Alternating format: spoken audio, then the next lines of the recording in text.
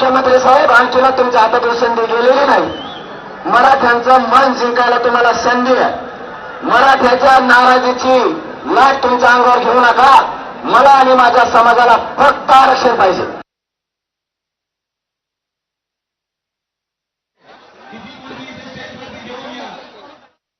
बरोबर येथील गर्दी सुद्धा कमी करण्याचं आवाहन त्यांनी केलेलं आहे.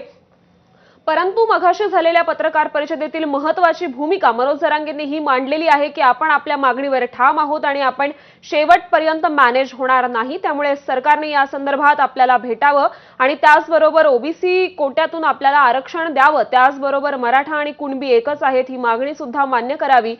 ही सुद्धा मागणी, ही भूमिका त्यांनी घेतलेली आहे. त्यामुळे आता या सर्व मागण्यांकडे मागण्या सरकारपर्यंत पोहोचणार का आणि त्याचबरोबर सरकार यावर काय भूमिका मांडणार हे सुद्धा पाहणं महत्त्वाचं ठरणार आहे. आज दिवसभरात काय घडामोडी घडतात हे सुद्धा पाहणं महत्त्वाचं आहे. काही अटी शर्तींसह कोर्टानं मनोज जरांगेंना आणि मराठा कार्यकर्त्यांना या मराठा आरक्षणासंदर्भातल्या आंदोलनाची परवानगी दिलेली आहे आणि आज दादांची विनंती आहे, समोर गाडी घेऊया. दादांची विनंती आहे.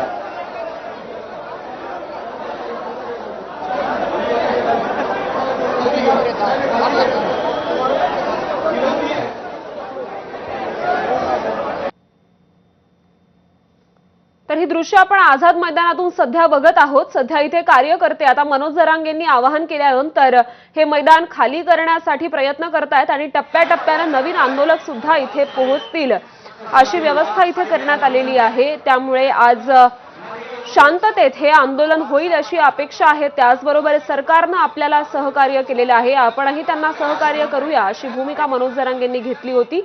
परंतु आपण आपल्या मागण्यांवर ठाम आहोत आणि मराठा आरक्षणाचा गुलाल डोक्यावर पडल्याशिवाय आपण मुंबईतून माघारी फिरणार नाही अशी भूमिका मनोज जरांगेंनी घेतलेली आहे. मुंबई न सोडण्याचा निर्धार मनोज जरांगेंनी केलेला आहे. त्यामुळे आज सरकारनं नेमलेल्या मराठा आरक्षणासंदर्भातल्या उपसमितीकडून या संदर्भात काय भूमिका घेतली जाते ते मनोज जरांगेंची भेट घेतात का आणि त्याचबरोबर मनोज जरांगे ज्या मागण्या करतायत त्या मागण्यांचं पुढे काय होतं हे सुद्धा पाहणं महत्त्वाचं ठरणार आहे.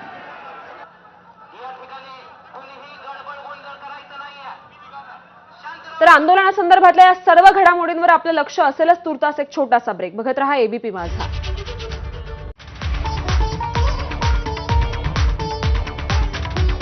तेरे सपने मेरी आंखों